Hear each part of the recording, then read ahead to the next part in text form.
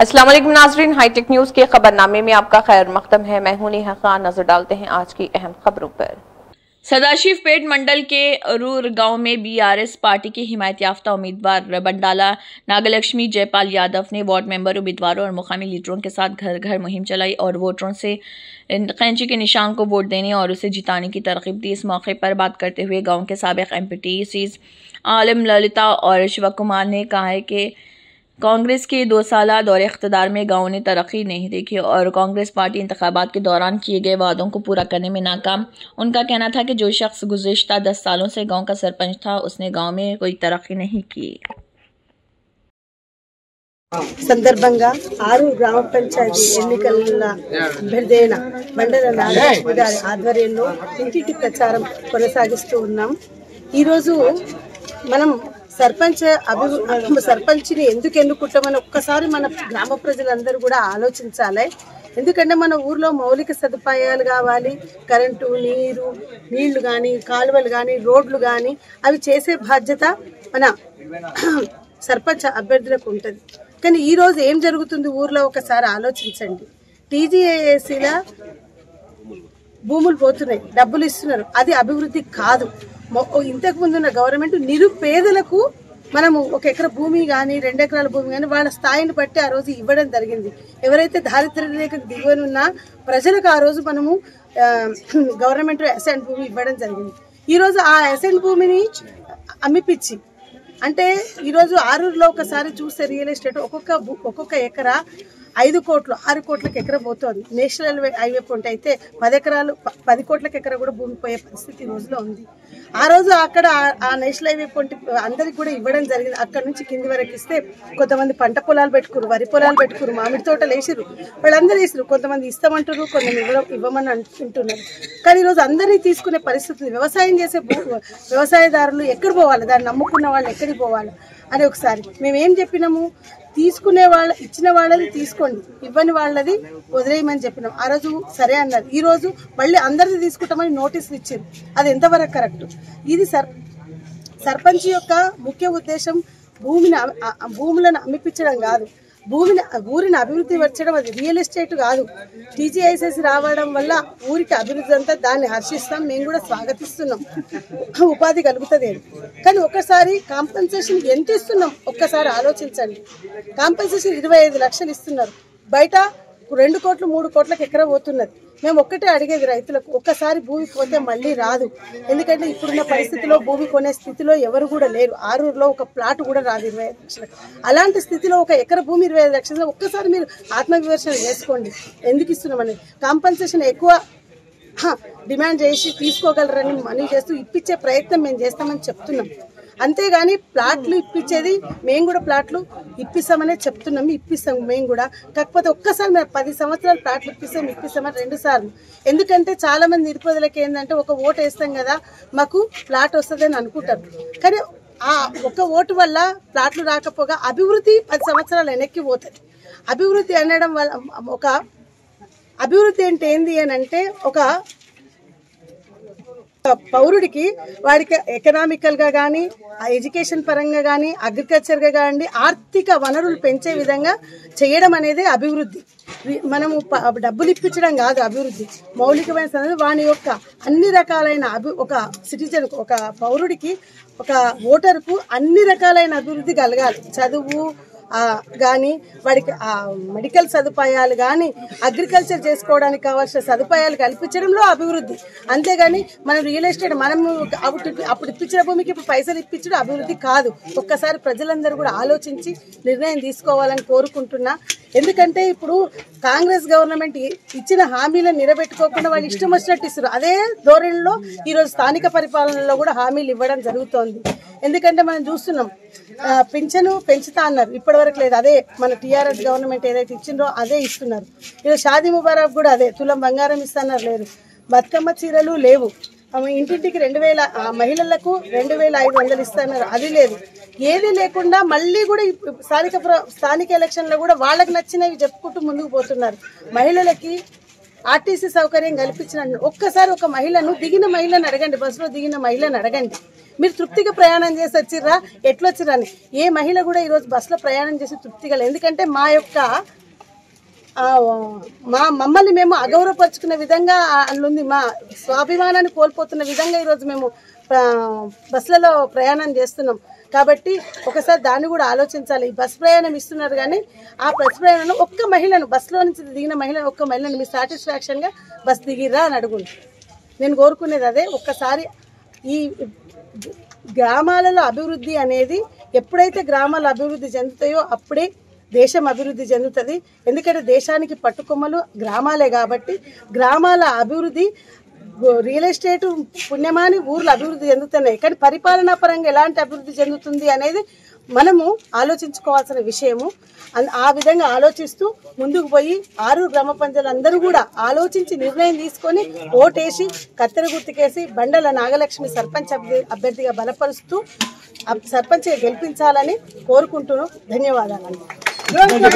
TRS అభ్యర్థిని నాకు కత్తెర గుర్తుకు ఓటేసి గెలిపించండి. అభ్యర్థిగా బండల నాగలక్ష్మి జైపాల్ గారు బరిలో ఉన్నారు కాబట్టి బీఆర్ఎస్ పార్టీ బలపరిచిన అభ్యర్థి ఎమ్మెల్యే గారి ఆశీస్సులతో అభ్యర్థిగా పోటీ చేయడం జరుగుతుంది. కాబట్టి ఆరూరు గ్రామ ప్రజలారా ఆలోచన చేయండి, మార్పు కోరుకోండి, కత్తెర గుర్తుకు భారీ మెజార్టీ ఇవ్వండి, సర్పంచ్ను గెలిపించుకొని మంచి అభివృద్ధి కార్యక్రమాలు చేసుకుందాం అని అందరికీ తెలియజేస్తూ, ఇంతకుముందు 6 గ్యారంటీలు కాంగ్రెస్ గవర్నమెంట్ మనకి ఇచ్చింది. రుణమాఫీ, మొట్టమొదటి రుణమాఫీ డిసెంబర్ 9న రాగానే సంతకం పెడతానని చెప్పిండు. కాబట్టి అది ఇప్పటికి కూడా ఏ గ్రామంలో కూడా ఒక 50% కూడా కాలేదు. ఆలోచన చేయండి. రుణమాఫీ కాని వాళ్ళందరూ కూడా ఆలోచన చేయండి. ఇంకొక విషయం, షాదీ ముబారక్ కళ్యాణ లక్ష్మి కేసీఆర్ గారు ఉన్నప్పుడు 1,116,500 అయితే ఇస్తున్నాడు, అదే ఇప్పుడు ఇస్తున్నాడు కేసీఆర్ గారు పెట్టిందే. నీ తులం బంగారం ఎక్కడ పోయింది? ఆరూరులో ఉన్న ఆడబిడ్డల్లారా, పెళ్లిలో అయిన ఆడబిడ్డల్లారా, తులం బంగారం ఎక్కడ పోయిందని అడగండి. ఇంటికి ఓటు అడగడానికి వస్తే నీ తులం బంగారం ఇవ్వండి, ఓటు వేస్తామంటే జవాబు చెప్పండి. ఆరూరులో ఉన్న మహిళల్లారా 2,500 రూపాయలు ఇస్తాను మనకు వాగ్దానం చేసిండు. 2,500 అంటే 2 సంవత్సరాలు అవుతుంది, 60,000 రూపాయలు అవుతాయి. 60,000 ఫస్ట్ ఇవ్వనండి. ఇంట్లో ఎంతమంది ఉంటే అంతమందికి 60,000 చొప్పున అంటే 10 అంటే 16 60 6 లక్షలు అవుతాయి. కాబట్టి అటువంటి అవుటికి అన్నిటికి కూడా ఎదురు జవాబు మాకేమిచ్చిర్రు, కాంగ్రెస్ గవర్నమెంట్ ఇచ్చిన 6 గ్యారంటీలు మాకేమిచ్చిర్రు, ఏ ముఖం పెట్టుకొని ఇంటికి వస్తున్నారు ఓట్లు అడగడానికి? అవ్వా తాతల్లారా, మీకు పింఛను 2,000కు 4,000 రూపాయలు పెంచుతాను మాట ఇచ్చిండు. 2 సంవత్సరాలు అవుతుంది, 50,000 బాకీ ఉంది ఇంకా. ఎందుకంటే 2 సంవత్సరాలు 12 అంటే 24 నెలలు, 50,000 రూపాయలు బాకీ ఉంది. ఎక్కడ పోయినా నా పింఛన్ 2,000 ఇస్తాను కదా, ఎక్కడ పోయినా అడగండి, కాంగ్రెస్ నాయకులకు అడగండి. ఎందుకంటే ఇచ్చిన హామీలు వాళ్లే కదా. కాబట్టి అందరూ కూడా ఆలోచన చేసి మోసపూరితంగా మాయా మాటలు 420 హామీలు ఇచ్చి గద్దెనెక్కిన కాంగ్రెస్ ను ఈరోజు లోకల్ బాడీలో మంచి బుద్ధి చెప్పి ఓడించాలని ఆరూరు గ్రామ ప్రజలకు తెలియజేస్తున్నాను. ఇంకోటి పింఛన్ కూడా కేసీఆర్ గారి కిట్టు. ఎందుకంటే హాస్పిటల్ పోతే పిల్లగాడ పుడితే 12,000, పిల్ల పుడితే 13,000 ఇంటికెళ్ళి సురక్షితంగా తీసుకొని మళ్ళీ ఇంటి దాకా దించే కార్యక్రమం ఉండే. ఎక్కడ పోయింది అది కేసీఆర్ కిట్టు? ఇప్పుడు ఎక్కడ పోయింది? నువ్వు కూడా పెట్టవచ్చు కదా, అది ఎందుకు పెట్టలేవు అని వాళ్ళకు కూడా అడుగుతున్నా. ఇంకోటి ఏంటంటే 10 సంవత్సరాల కాలంలో టీఆర్ఎస్ గవర్నమెంట్ హయాంలో మేము సర్పంచ్గా లేకపోయినా రైతు వేదిక కట్టించినాం. 3 కోట్ల పెట్టుబడితో హరీష్ రావు గారి సౌజన్యంతో సాగిరేవులో బ్రిడ్జి కట్టించినాం. అంగన్వాడీ బిల్డింగ్ కట్టించినాం, వైకుంఠధామం కట్టించినాం. ఇవన్నీ మేము డెవలప్మెంట్ పనులు చేయించాం. నువ్వు 10 సంవత్సరాల కాలంలో స్పెషల్ ఫండ్ కింద ఒక 50 లక్షలు కానీ 1 కోటి రూపాయలు కానీ తెచ్చి నువ్వేమైనా చేపించినావా? చేపియలేదు. ఎన్ఆర్ఈజీఎస్ పనులు గ్రామ పంచాయతీ అకౌంట్లో జమ అవుతాయి. స్టేట్ గవర్నమెంట్కి సంబంధించిన డబ్బులు గ్రామ పంచాయతీ అకౌంట్లో జమ అవుతాయి. అది ఎవరైనా పనులు చేయొచ్చు. సీసీ రోడ్లు చదువు రాని వాడు కూడా, సంతకం పెట్టని వాడు కూడా చేయొచ్చు. అది ఎవరైనా చేస్తారు. అభివృద్ధి పనులు గ్రామ పంచాయతీ జమ అయినప్పుడు ఆ డబ్బులు చేయవలసిందే. కానీ స్పెషల్ ఏమి చేసినావు నువ్వు? మేము చేసినాం చెప్పుకుంటున్నాం.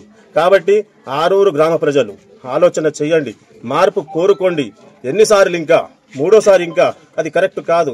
కేసీఆర్ అటువంటి పెద్ద మనిషిని 10 సంవత్సరాలు మార్పు కోరుకొని చూద్దామని మార్పు కోరుకున్నారు.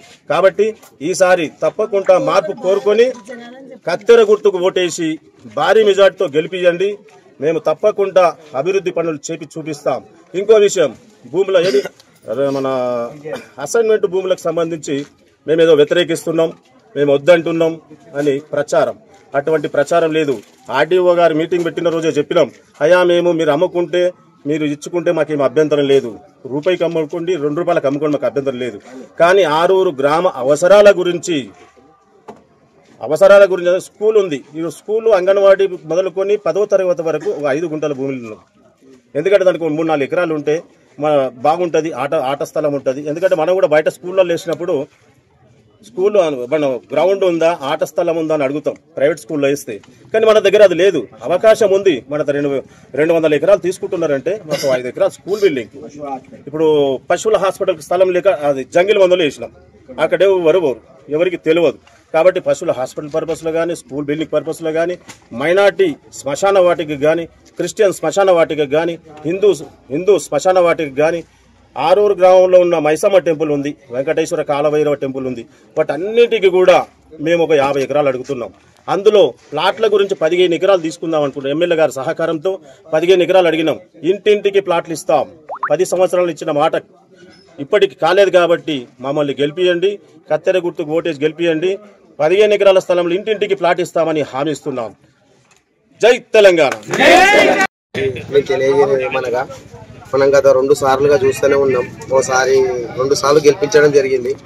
ఈసారి మనం అనుకున్న మన మహాలక్ష్మి అక్కగారికి గెలిపించుకుందాం. యువత విషయంకి వస్తే 12 సంవత్సరాల నుంచి ఏ ఒక్కరు కూడా ఒక 20 నుంచి 25 వేల శాలరీ కూడా ఎవరికి లేదు. 10 సంవత్సరాలు 12 సంవత్సరాల నుంచి చూస్తే ఏ ఆటపాటలలో కూడా ఎక్కడ కూడా మనకు ధైర్యం చెప్పి అక్కడ ఏమి ఇప్పించినట్టు కూడా ఎక్కడ లేదు. అవతల నుంచి స్పోర్ట్స్ లో లేదు, ఎంకరేజ్మెంట్ కూడా లేదు. కాబట్టి ఏం చేసుకొస్తారంటే నినాదం ప్లాట్లు, గౌటాన్ భూములు తప్ప. అంటే గౌటాన్ భూములు మనకి పోతున్నాయి, మనకు డబ్బులు వస్తున్నాయి. ప్లాట్ల విషయంకి వస్తే ఇప్పటికే 10 సంవత్సరాల నుంచి రెంట్ కట్టుకుంటూ వస్తున్నారు పేద ప్రజలు. వాళ్ళకి ఏంటంటే వాళ్ళు భయపడుతున్నారు. ఈసారి కూడా ప్రభుత్వం ఉన్నది, ఈఎం లేకపోతే అంటే ఎవరు తిరగరు. ఒక్కసారి ఆ 2 పక్కన పెట్టి మీరు చేసిన అభివృద్ధి మాట్లాడండి. అంతేగాని ప్లాట్లు భూములు పక్కన పెట్టిరండి. పక్కన పెడితే మీరు జీరో కాబట్టి మాటలు ఏం రావు. కాబట్టి పబ్లిక్లో మీరు అది తీసుకొస్తారు. ఒక్కసారి ఆ ప్లాట్లు గౌటాన్లు అనేది పక్కన పెట్టి మీరు వచ్చి ఓట్లు అడగండి, రిజల్ట్ వేరేగా ఉంటుంది. అవి లేకపోతే మీకు అసలు మాట్లాడడానికి ఛాన్స్ లేదు పబ్లిక్లో. కాబట్టి అవి తీసుకొస్తారు. ఒకసారి యువత ఆలోచన చేయండి. మనకు 12 సంవత్సరాల నుంచి ఎవరున్నారు, మన ఏంట ఏం చేస్తున్నారు, నేనైతే ప్రతి ఒక్కరికి ఉన్నా.